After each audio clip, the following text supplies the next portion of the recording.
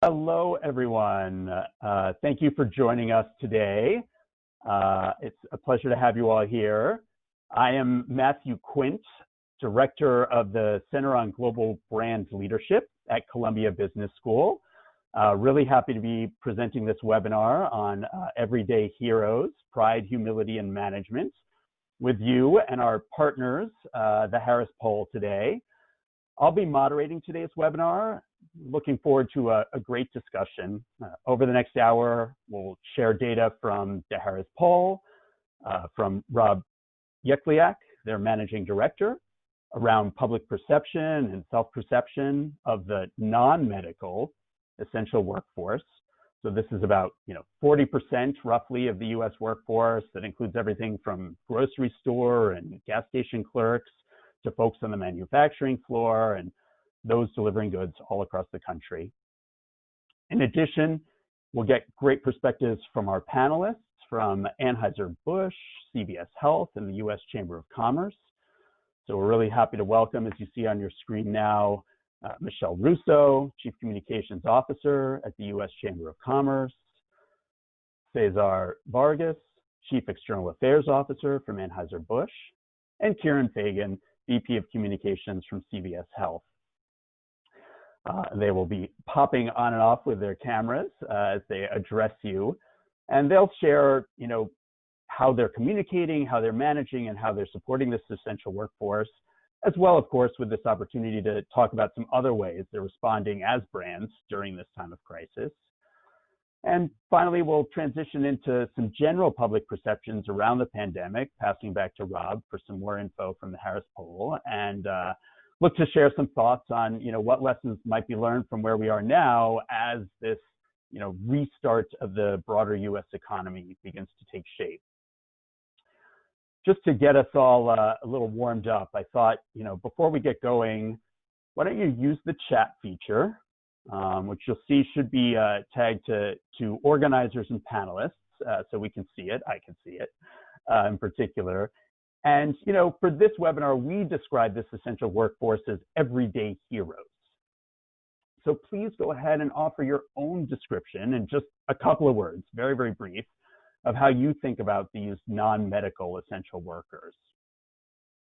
It'd be interesting to get your perspectives on whether, how you see them as everyday heroes, how you're interacting with these folks as you head to the grocery store, as you get food delivered to you.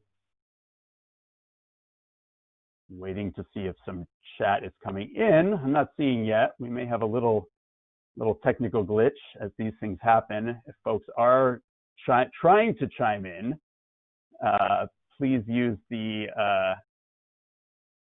two organizers and panelists features on the chat. All right. So it doesn't appear to be coming in. So instead of briefing on what you guys have all thought on that, let's just go ahead and pass things off to Rob right now with the setup of how the Harris Poll surveyed both the public and the essential workforce themselves. And he will begin to share some perceptions on the public's view of these workers and the self-perception and issues of the workers themselves. So without further ado, I pass it off to you, Rob. Thanks very much, Matt. Pleasure to be joining all of you, and fantastic to be with such a group of esteemed panelists. So we're going to be moving to a screen share. Hopefully everybody can, Matt, you can confirm once the slides are appearing, just so.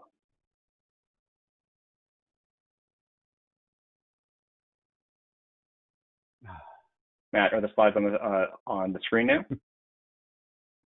Perfect. Good. Yep. Okay. So today's discussion is around everyday heroes. That's the term that, again, we as a group had talked about this group of individuals. Before I jump into the research, I'll set just a little bit of context, right? So the work that we're doing around these everyday heroes or essential workers that are outside of healthcare fits into a series of research projects that we've been doing during the COVID period. All of those are freely available on our website, so I would certainly encourage anyone and everyone on the call to take a look. One of the core studies we've been running, which we'll talk about in the second part of the discussion, is just how public perceptions have been changing. We've been looking at that on a weekly basis since early March. So there certainly are some really key insights to share there. We'll talk about that. And then just in some of these more in-depth studies, it's obviously we're looking at the essential workforce. We've also looked at small business. Increasingly, we're going to be looking at areas such as chronic disease, even at telehealth. So part of our kind of trying to do our small part during the COVID period to help kind of inform, especially around some of these groups that are in particular kind of need or duress, and very important for kind of public officials and as well as business to understand. So the group that we're talking about today, Everyday Heroes, we surveyed 503 individuals that kind of fit this category of essential workers, and they run the gamut across. I believe in the end we probably had about 20 different kind of designations or industries. So ranging from retail, distribution, pharmacy, food processing, around waste collection. So virtually any sort of area of the economy you can think of that is up and running right now. So when we talk to these individuals, there's a number of key trends that we wanted to highlight for you that hopefully set up a good part of the conversation. So first and foremost, we really wanted to start with one of the kind of differences in how the public as well as these workers think of themselves. So quite interestingly and not surprisingly, 3/4 of the public believe that these people who are going to work every day are patriots, right? It's really it's a patriotic thing to be doing. They are really patriots in their work. Interestingly, that there's a bit of a gap in terms of how the public thinks about them as well as how these workers themselves.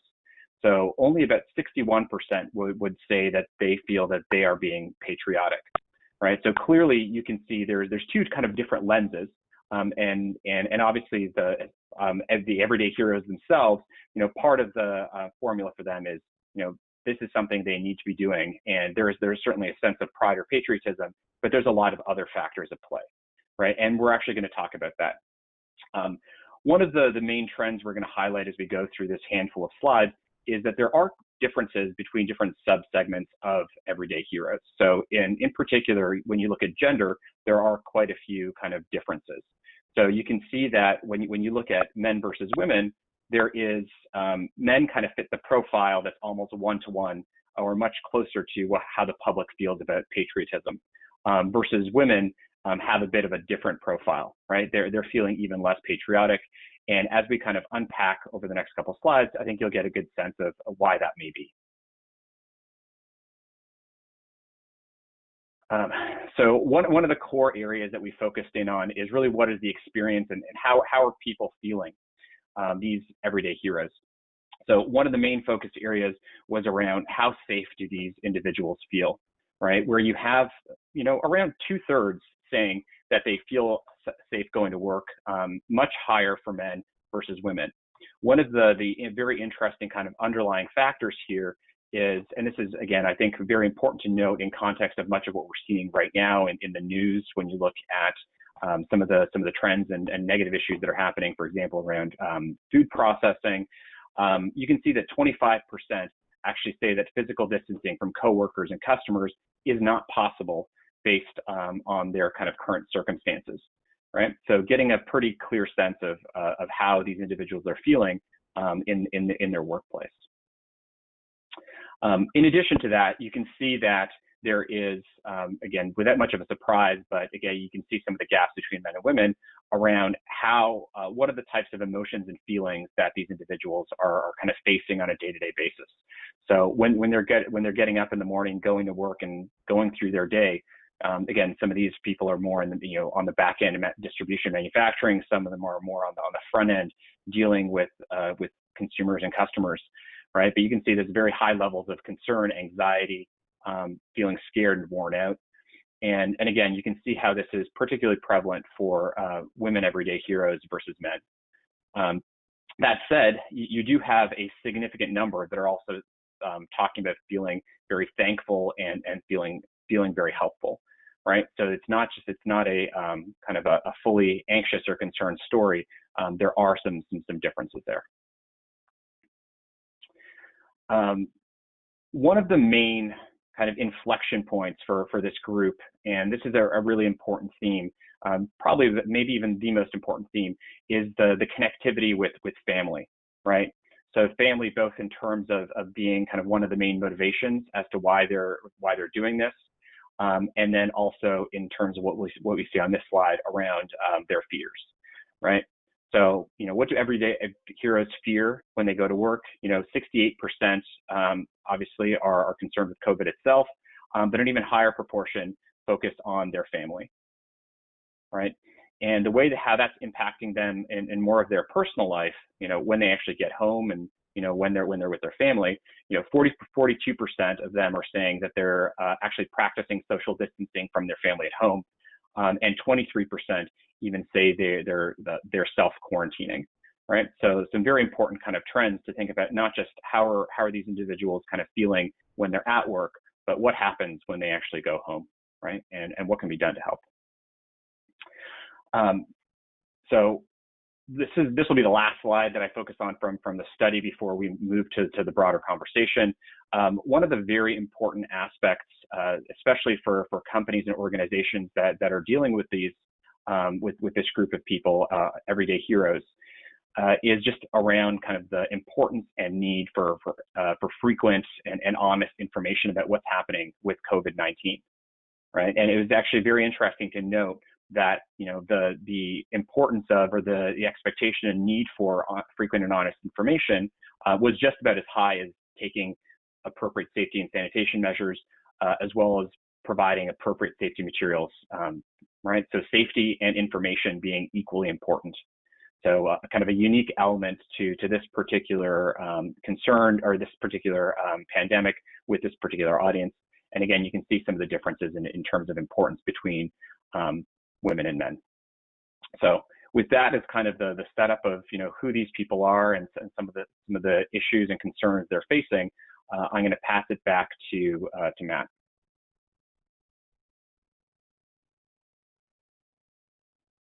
Excellent. Thank you, Rob. You can all hear me now, and there's a slight lag, so my video is back up now too. This is great. So thank you so much, Rob. What happened earlier is people were using the question feature on GoToWebinar rather than the chat feature. So hopefully you see that available if you want to reach out to me with anything directly. As an organizer, chat's a little better. I'm getting through the questions as well through our colleague Jonathan on the back end sending me things. So yes, we had some great responses from folks. I think the best one is the idea of sort of we hadn't valued the contributions of a lot of these people as much as we suddenly are aware of the everyday heroes today. Similar situations, similar descriptions from other people. So it was great that folks were responding to that. And, so now let's slide things off to our panelists and get a little of their perspective. So Cesar is going to kick things off from Anheuser-Busch. So we'll give him a moment to get his mute and camera available. There he is. Hi, Cesar. Please go ahead, share a bit about, the experiences, management, communications efforts that you guys have been going through at Anheuser-Busch through all of this. You're certainly in there's a lot of the internet meme joke has been going around of every day with the little image of coffee to beer or coffee to wine or coffee to the martini glass. So a little bit of us need that extra support. And why don't you talk about, what you're doing with your employees and your essential services? Thanks, Cesar. Thank you, Matt. I hope everybody can hear me okay. And thanks to Matt and to Rob for having me today. It's a pleasure to be here. I hope everybody watching and listening is safe and healthy. Before I comment on some specific things around our essential workforce, let me just, maybe for a little bit of context, talk about how we at Anheuser-Busch have approached managing our business and supporting our people through this crisis. And at the very outset, we really said, let's focus on 3 areas. And the first area is, in fact, our people, right? Our highest priority is our employees. And we said we're going to take care of our people and make sure that they have the resources and the support that they need to stay safe and healthy as we move through this challenging period. The second thing we wanted to focus on was, continuing to provide a little bit of comfort, a little bit of joy, and really a little bit of normalcy at a time when those things are in high demand, if you think about the crisis that we're all going through. And we do that through our amazing products and some of our beloved brands. So that's really the piece around maintaining our business continuity and protecting our supply chain and continuing to service the market. And then the third area was really stepping up to support our communities that are in need. So Anheuser-Busch has a long history and heritage of helping our communities in need and really leveraging our unique capabilities, our relationships, and our reach to support, in this case, those heroes on the front line. And by those heroes, I mean those in the medical and healthcare professions that were truly helping us all get through this public health crisis. So then, once you establish those kinds of priorities, the actions you take and the decisions you take become quite simple. And as we think about our employees being our highest priority, and then you transition to your question about our essential workforce, we knew at the very beginning that communication with this group and with all of our employees, quite frankly, is going to be very, very important. But almost more important than the communication is our actions, right? And in a situation like this, it's not just what you say, but it's what you do. And we wanted to make sure that from the very outset that there was no daylight between the announcements we make and the actions that we actually take.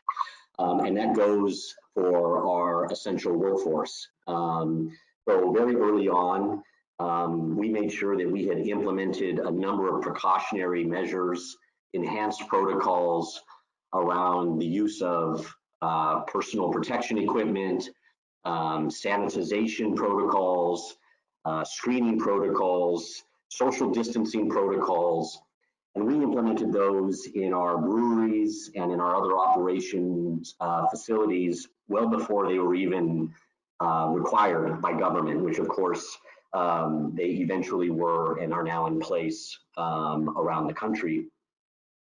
And as we were doing that, we did realize that communicating was critical every step of the way. So constant communication to make sure that we were avoiding confusion amongst our own teams about what the governments were saying with respect to businesses that could operate and how different requirements impacted our own facilities, our own people.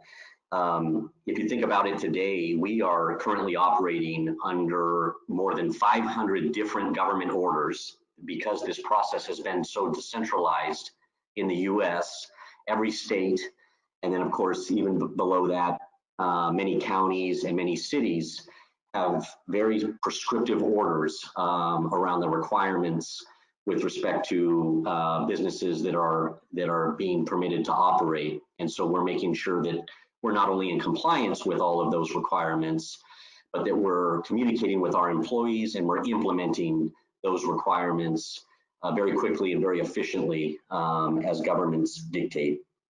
So that's been very important. And then the last thing on communication is the need to make sure that you're recognizing and highlighting the work that those of us within Anheuser-Busch that are kind of on the front lines of our operations are doing. And we do that through our internal communications channels for sure, but we've also updated our own policies around paid sick leave. We have instituted a temporary pay increase for those employees. And all of that has been very, very well received by our workforce.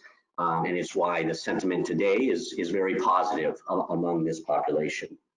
And then the last thing I'll comment on is that third piece around stepping up to support the communities, because I think it's really interesting and a great opportunity for companies like ours to provide a positive contribution to not just our own business, but to the broader community as we go through these periods.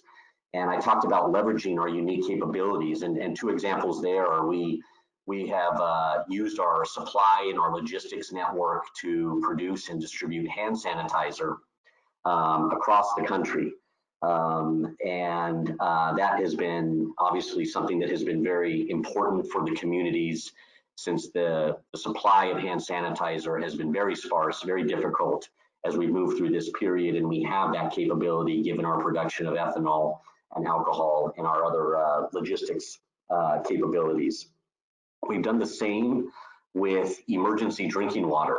This is a program that Anheuser-Busch has had in place for many, many years. Since 1988, we paused brewing beer in a couple of our big breweries, and we produce and package emergency drinking water. And we've partnered with the Red Cross for several decades to deliver that emergency drinking water to support communities recovering from natural disasters. So we've made that emergency drinking water available and have actually donated it to the cities of New York and Los Angeles in recent weeks, as there was a need indicated by those officials managing the crisis in those two jurisdictions. And then the last one I'll mention is something, again, that was kind of unique. We have a couple of strong partners. So one is the Red Cross, which I've just mentioned, and the other is we're a major sponsor of all of the major sports leagues in the country and many of the individual teams within those sports leagues in the country. And there were two dynamics that those partners were facing. The Red Cross expressed a real need for blood drives. They told us that they had had to cancel about 7,000 blood drives as a result of the COVID-19 crisis. And at the same time, all the major sporting events were being canceled and shut down, as everybody knows, and it's still the case. So we were kind of sitting in the middle of these two partners and said, you know, maybe we can help and connect our partners on the sports side with our partners at Red Cross. And what we've done is we've opened up sports arenas and stadiums around the country to conduct blood drives, because in those kinds of venues, you can actually adhere to the social spacing requirements that are required in order to conduct a blood drive. So more than 20 blood drives have been conducted around the country in, I think, about 15 states now at major sports venues. We've also donated $5 million to the Red Cross. We've also donated some of our media time so the Red Cross can run public service announcements to bring awareness to this need around these blood drives. So there's been some other elements of the package, but I thought I'd just share that piece because of the unique aspect of it in terms of leveraging our relationships, which we thought was important. And then all of this, I think, if you come back to our essential employees, has created a definite sense of pride, a definite sense of ownership that is almost inexplicable. And you just can't underscore how important it's been for people to take that kind of pride in how the company is stepping up and how they all have a direct role in the company's ability to step up and help our communities. So it's been very powerful to be able to tell that story, both internally as well as share it externally where that's appropriate. Excellent, Cesar, that was great. And I think really interesting that response you gave to obviously some of the data Rob shared about this stress that a lot of the essential workers are going through, that we all know that they're going through, and that in addition to sort of the value of the job and the everyday work that they've done and being able to continue doing that, matching the stress, how important the other brand commitments are during this crisis to give that added feeling of pride in the importance of the everyday work they're doing. And I'm sure we'll hear that from some of the other folks as well. Kieran, I know too. So thank you, Cesar. We'll get back to you. I think we'll all as a group come together after we've given Kieran and Michelle a chance. So, keep some questions as you use that. Keep thinking about them, rolling them in. I will look through. And, one of them that came in early, I think is relevant is Kieran, and you can get ready to come on in and talk a little bit about the CVS Health experience. Now, of course, there's a mixture, right, with your brand tied into a bit of the healthcare world of things, but obviously also on that sort of more standard retail side. It was where I got some Easter candy when I had to dip out. So CVS was something that supported me during this time. You're in this interesting, one of the folks came up and was saying with a lot of these retailers, one of the questions in the early part was around that, that safety, that factor, that, interacting with the public is an added thing. Anheuser-Busch are more in sort of their own brewery and manufacturing plants and distributors and that kind of thing. Your staff is on the front lines with the public. So please, Kieran, talk a little bit about the experiences you've had at CVS Health and, insights that you might have for others in this scenario. Sure, thanks, Matt. As you said, most of our employees at CVS Health are in our retail stores and pharmacies and minute clinics. We have 300,000 employees around the country. 200,000 of them do serve in those roles, literally on the front lines now. 9,900 stores and communities across the country, 1,100 minute clinics. So we're very much have been part of these communities. With our corporate purpose being, helping people on their path to better health, I think this has been an opportunity for a lot of us to truly know that we're living it every day in ways that we may not have before. As things started to roll out in March, I think similar to what Cesar was saying at Anheuser-Busch, InBev, and similar to other employers, when you get into a crisis like this, your first response is for your employees. Are they safe? Do they have what they need?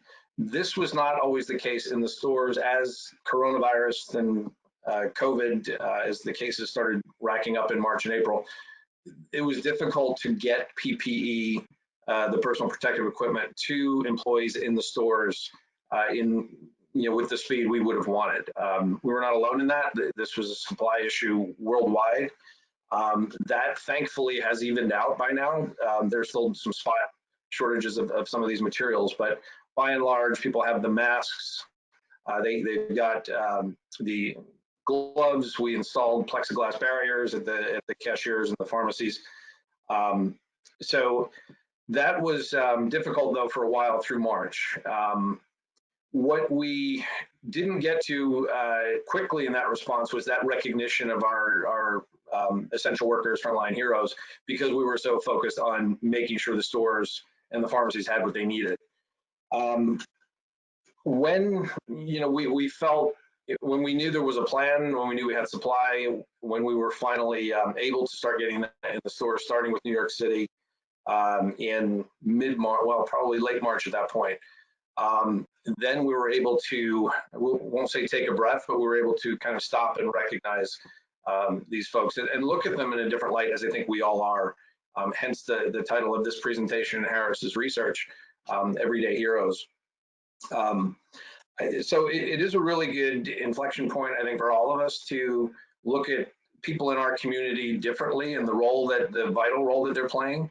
This is not only our medical staff, pharmacists. We have nurses, nurse practitioners in minute clinics who also do home infusion services in our quorum business, but also people in our distribution centers, the clerks in our stores, farm techs, everyone who is there thrust into these now really vital roles. And in some senses, dangerous roles if they didn't have the necessary equipment. But I think it is that it's a good time to reflect. Again, we go back to our purpose, and it's been part of our strategy for at least 5 years since we removed tobacco from all stores.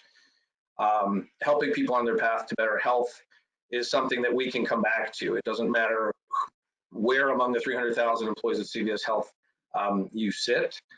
We have seen and heard directly from our people that there is a sense of pride, that there is a sense that they are, if they're in the stores, really giving back to the community they live in, they live and work in.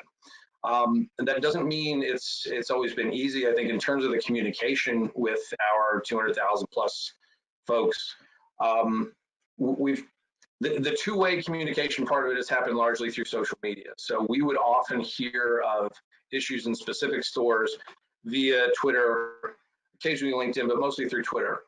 And these would be colleagues of ours saying, we don't have X in the store, or when are we getting the PlexiGuard shields, because they were rolling out, kind of city by city. So social media was pretty vital to us. In normal times, we always were monitoring social media. We often hear from our colleagues, and we'll always respond. We've got mechanisms in place, as other large employers do, to do so. But what we started to do in March was daily monitoring and daily listening to exactly, around these issues that employees were surfacing. So as we addressed those, we did start to produce more communications around recognizing associates. We had mostly internal campaigns, but we've done some external communication as well. And the reactions we got from our folks across the country were just that. I think people were feeling more plugged into that mission, more plugged into that sense of purpose. So a few things that we're actually doing, I did mention the safety. That was first and foremost. Are the stores safe? Are people in them, our customers in them safe? When we were able to get the PPE where it needed to be, in parallel, I should say, we were focused on benefits for our people as well.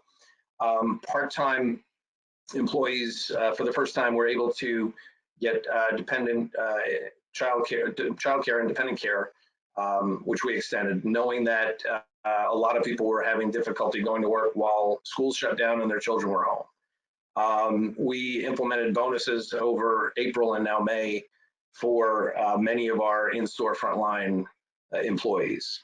We offer and this is part of this is also through our Aetna health insurance. CVS Health owns Aetna, and we offered free telehealth sessions with counselors for members and for our employees. For customers, it was free delivery so that we could keep more people out of the stores, and we certainly were controlling traffic in the stores. We cut hours in some. I think we're back to pretty much normal hours in most of them now, but we did cut hours early on as needed, just to be able to do the necessary cleaning, disinfecting, and also control the number of people in stores. In March, things were particularly difficult with people doing the panic buying, and a lot of the materials, the essential materials people needed, were not in the stores. Thankfully, most of those issues have leveled out, but we have kept a lot of those benefits in place for our folks.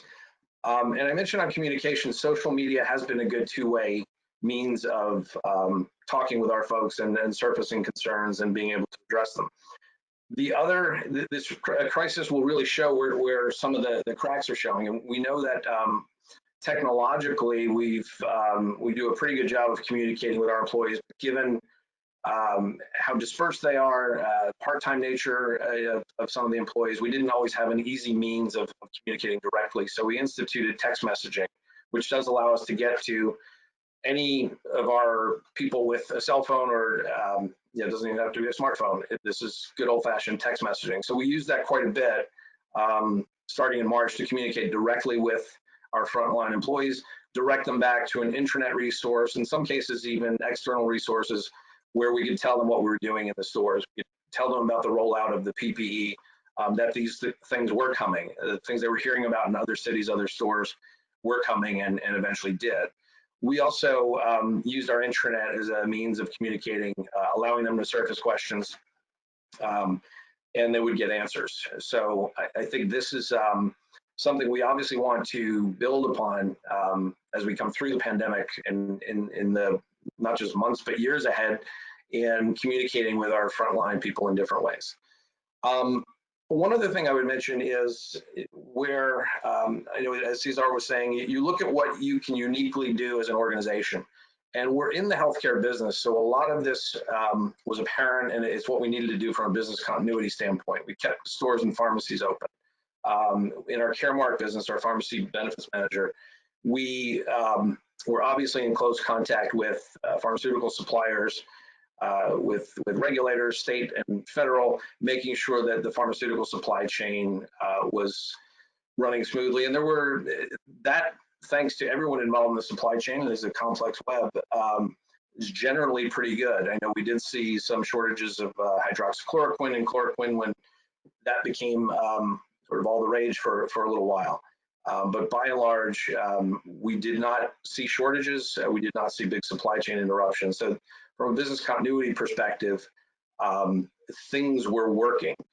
I think when we looked at what else we could be doing, and when the federal government called us and other retailers, other pharmacy chains, as well as Walmart and some others, was around COVID testing. So we piloted a first site in Massachusetts in March. And from that, learned quite a bit about how to do this, how not to do it. We're now at a point where, and you may have seen the news earlier this week, along with some other retailers, but CVS Health in May will be rolling out 1,000 testing sites around the country. In addition to these testing sites at a number of our minute clinics and stores, these will be self-tests. So we will provide the test there for people. It's either covered by their insurance. If they don't have insurance, it's covered through the government. But anyone who needs the test and qualifies for the test under CDC guidelines will get one. In addition, as we all learned about maybe a month or so into the pandemic here, African American and Latino communities in particular were being very hard hit. This is obviously a much bigger issue around healthcare disparities, but what could we do in the interim, kind of in this crisis now? So we are opening additional testing sites. This will be the rapid test that Abbott Labs has developed in a lot of these harder hit African American, Latino communities and some underserved communities around the country. At first, I think CVS said, testing is not something we typically do. Certainly, I don't think anyone typically does it on that scale. But again, coming back to our mission and who we are as a healthcare company and helping people with their health in communities around the country, we see this as a very natural extension of what we're doing. We're proud to do it. And this is something, we will continue to do as the need is there. So I think we're also looking for ways that we can continue to learn from the testing process, continue to learn from our response to COVID, and support whether it's our large employers who we work through on the Aetna side or the Caremark side, or other companies who do what we do, or other companies in adjacent industries, help them learn from what we're doing and making it work. So I think there's a hunker down mentality. We all understand that. Many of us in states that still have stay at home orders in place. So for those of us staying home, but I think, CVS and other large, small employers are really seeing this is also a call to action. That hunkering down doesn't mean we're just waiting for something to happen. We're waiting for the government or someone to decide we can now move on to the next phase. We're taking a lot of that and driving a lot of that, not just for our people, but for our customers as well. Excellent. Thank you so much, Kieran. I love the right word. In that classic, necessity is the mother of invention, or even attention phase right now.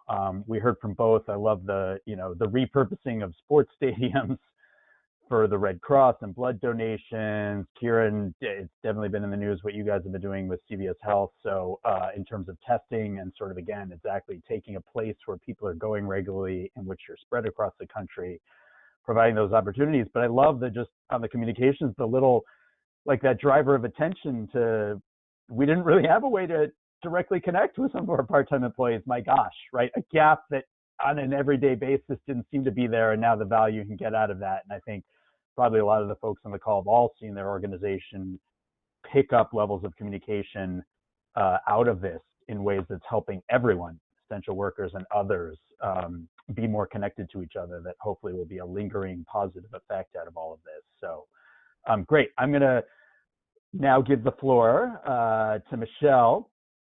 So rather than being necessarily directly involved with an essential workforce at the U.S. Chamber, obviously, Michelle, you guys have members involved in these things and work your guys are doing on the policy side and attention and information side to help with all of this. So please go ahead and share a bit about that. Thanks so much, Matt, and thanks to you and Rob for inviting me to be part of this discussion and to join people I admire and companies I admire very much, and salute all the work that those companies and their workers are doing to help America through this crisis. At the outset, the North Star for the Chamber, and just to clarify for those who aren't as familiar with the U.S. Chamber, some people think it's a government organization. It is not. We are not a part of the government. We are the largest organization in the world for business. And so for us, the North Star quickly became no family, no company should go bankrupt due to the financial hardships caused by the coronavirus. And so we immediately set out our work to do exactly what you've heard these other companies describe that they're doing, using their core competencies in life to accelerate their work against mitigating the impact of the crisis. So for the U.S. Chamber of Commerce, those core competencies are education, advocacy, and convening. And convening is about bringing the best minds and the best thinking, since our members represent all sectors of the U.S. economy and all businesses of all sizes, from the largest Fortune 100 to the mom and pops that line our main streets around the country. And so we broke our work into 3 phases, which is essentially the 3 phases of the crisis. The first was the emergency triage, when this all started coming online in the United States. And for example, the first thing we started doing was producing guides to help employers protect their employees and how best to do that. So that's part of our education mission. The second phase was mitigate the impact of the coronavirus. And that took the form of a lot of advocacy, as well as one example would be we set up a Save Small Business initiative and campaign and developed a ton of resources and numerous virtual weekly events to help small businesses. Not only we advocated for the aid, the financial packages, but then how do they access that aid? And so created as many resources as possible, as many touch points as possible for the local shop owner who doesn't know how to navigate these things in life, and how to make it as easy as possible for them to get what they needed to get through this crisis. And then the third phase, of course, is the recovery phase, and a number of activities in that realm. One example would be standing up task forces. We've divided member task forces. We've divided it into the type of workplace that you are, so that we can find some commonalities on best practices and behaviors and guidelines and policy prescriptions that are needed. So we have 4 task forces right now. One is on high density businesses that need the volume to make a profit, but then are obviously going to have to be altering their operations to social distancing guidelines and other such measures to protect their customers and employees. Another one is office type of environments. The Chamber, we're very lucky, we could easily switch to a remote environment, turned on a dime, and haven't stopped working since the crisis hit without much disruption to what we do. The third category is industrial companies, manufacturing and industrial. And then the fourth is consumer facing. And so you've heard some great real world examples of what that looks like. Throughout, we have been doing exactly as what this panel discussion aims to do, which is celebrate the everyday heroes and the frontline workers who have kept going, and not only celebrate them and the companies that are using their skills and their core competencies to fight the pandemic or the impact on our lives as best as they can. We know it's a privilege to work remotely, and essential workers don't have that luxury. And so we're just constantly thinking of new ways that we can support the companies that employ those workers and keep them on the front lines for the rest of us. As we look at the recovery and what our members need, I think you heard it straight from Cesar and Kieran, which is, at the outset, there were a lot of different states defining what's an essential worker. And in previous crises, what an essential worker was not necessarily the grocery store clerk, because those crises were contained for a limited time, and we're still living out ours, now rounding out 2 months. And so we know that employers, and Cesar referenced it, so one of the things we first stood up were trackers on our website of international markets for our members who do business in multiple countries around the world. What are the different countries doing to respond to the pandemic? And similarly, we're starting to populate that with information about their return to normal or new normal status. Today, we launched a multi-state tracker so that if you're an employer who does business in multiple states, what are the guidelines and status of that state, so that you have a one-stop shop resource for navigating that. And we're spending a lot of time with our member companies talking about what is needed to come out of recovery, and what are those policy and guidelines that we should be advocating for at the federal level, as well as using our network of state and local chambers around the country to get. And we know it's hard to navigate, different sets of rules, and what we know employers would benefit from, which will help them in turn communicate more clearly with their employees and their customers, is what measures they can look to and point to and say, we are working our hardest to protect our employees and our customers. We need some uniform guidelines, and we need to be able to then implement those guidelines with some degree of flexibility depending on the nature of the work that we do, because we absolutely know that employers want to protect their employees, they want to protect their customers. That's what returning to work and a new normal means when we do it in a safe and sustainable way. We know how devastating all the job losses have been. We all know what a job means to a family, to a community. And so, to Kieran's last point, we do have to start returning to some level of normality, because we also know what a job means to health outcomes at the individual level.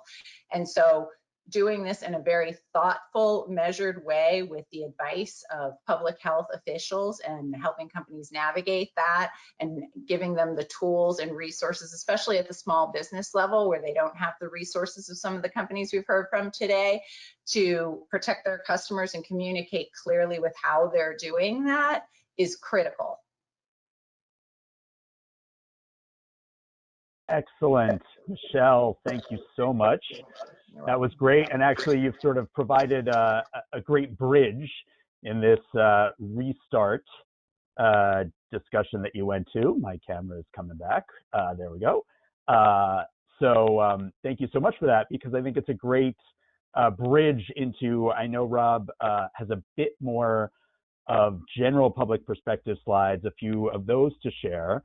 And then he'll take a couple minutes, and then we'll maybe convene as a full panel after Rob is done for maybe just one last round question about exactly this, where there's some additional insights on what you've learned so far with the essential workforce and how businesses have been operating so far for this restart. So thank you, Michelle.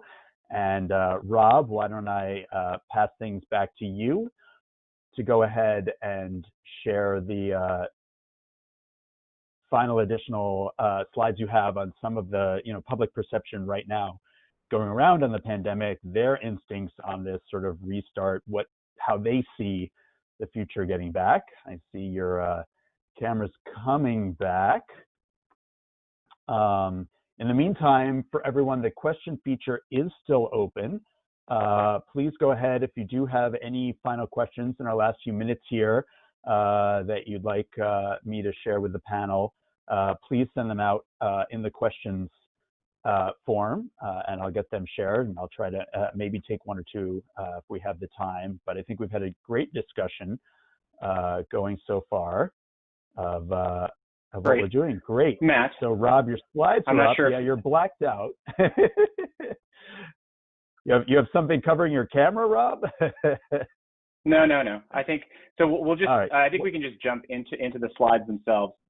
So I'm just going to highlight 2 or 3 key trends as we kind of talk for a sec.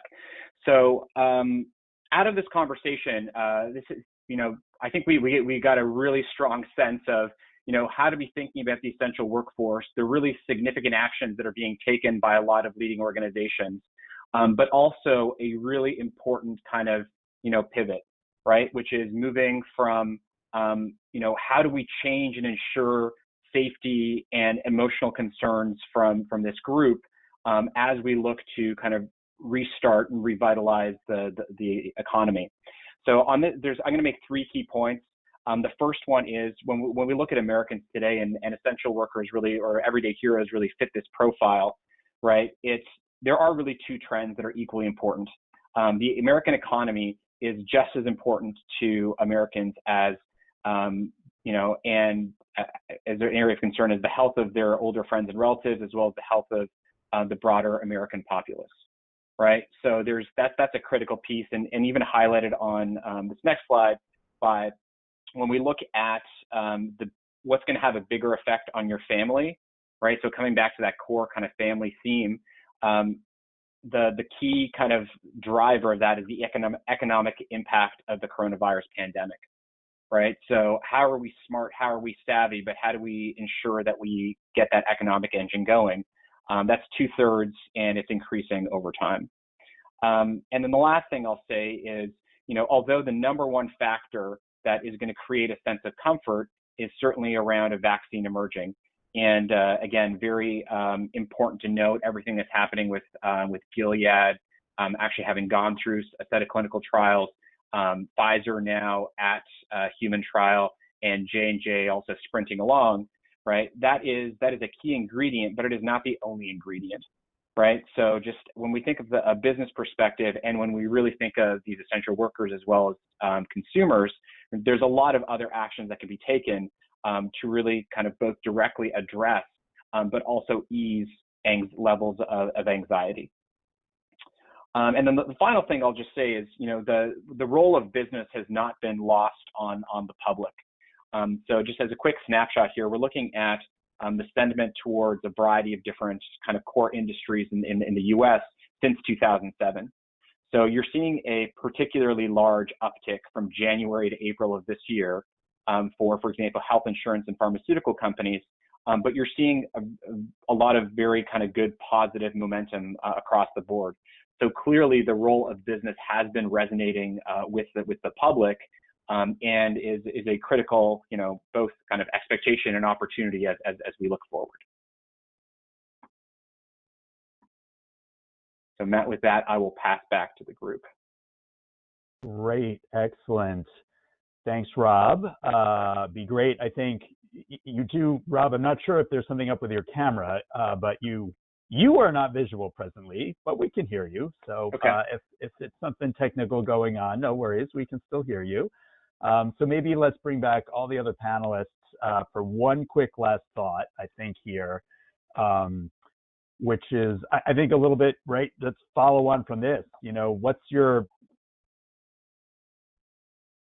concern, whether it's a lessons learned or an insight or a thing you feel is going to be crucial as to help with this restart effort to bring the American economy back? So, what is that one key thing you're hoping for your organization, maybe even just for the world at whole for this? Yeah, I see Michelle's volunteering to kick things off on that. Great. Sure, it's not going to be particularly insightful for this crowd or probably your audience, but I think the theme that we heard throughout, and luckily we have some really good skill sets against it amongst this crew, and I'm sure in your audience, is communicate, communicate, communicate. The value of as clear of communication, and sometimes that means communicating what you do know, and sometimes that means communicating what you don't know. We know that that's true with employees and making sure they understand what the organization's strategy is during this time and what measures you're taking to keep them safe, or giving them flexibility as we consider a return to workplace environment. And then communicating with all the key stakeholders. Again, just leading with authenticity. There is absolutely no playbook for the operating environment we're all working in right now. And I think that you get more credit when you just acknowledge that and say what you're doing to mitigate against it as best you can. Great. Thanks, Michelle. Kieran or Cesar, last thought on the sort of next phase we're in, from crisis to the next normal? Well, I'm happy to jump in and add, building on what Michelle said. I couldn't agree more. Communication is going to be very important. There's going to be a lot of complexity that we discussed earlier in terms of even the pace and the type of reopening and recovery that we're going to see is going to vary widely state to state and even locality to locality. I think one thing that we've done in Anheuser-Busch is, we're making sure that we're following the guidance of government health authorities every single step of the way. And that started at the beginning as we went through the shutdown, and that will continue as we move through the reopening. Okay, because I think the things it's too important. It's too important to be left to kind of arbitrary judgment calls and best guesses in terms of when and how. So we're not gonna be taking that sort of chance. We have an ongoing dialogue with the CDC, with state and with local health departments. If they're not being specific and clear, and we have a facility or a question about our people, we pick up the phone and we call them and we ask them and we get the guidance proactively, so that there's never any doubt about the actions that we're taking being in lockstep with the best guidance that we can get from the real experts in this area. And so that's one thing that we're going to continue to do, which I think is very, very important. Great. Absolutely. Kieran, sort of final word on your point on where some next steps are, what your key issue is, you think, moving forward. Obviously, you're directly helping to try to implement one of them by providing testing facilities or testing locations for people, but maybe you have another thought as well. I think that being part of the solution is important. I think to Cesar's point too, it's trust the experts and get as much expert opinion as you can. But and this is not a political statement. I think in the best circumstances, it would be difficult to get all your guidance from one area. So I think it's not only dusting off crisis plans, and I think we've all dusted them off, torn them up, and rewritten them in the past couple of months.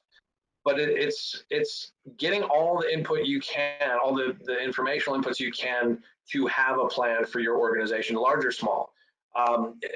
Company the size of an Anheuser-Busch or CVS Health, these are large, ridiculously complex organizations. But I think we still have to get down to a core sense that we have a plan. Yes, we are seeking inputs. We're on the phone constantly from our chief medical officer and everyone else through the organization, but you have to have your own plan through these things. I think the other thing is, as much as we are moving through phases, and we're similarly going from, I won't say from, we are moving into recovery, but that response phase stays with us. This is not a crisis. It will ebb and flow, but we know it's coming back. We know case numbers are going to rise again. We know deaths are going to rise again. These things the roadmap has been set by the experts.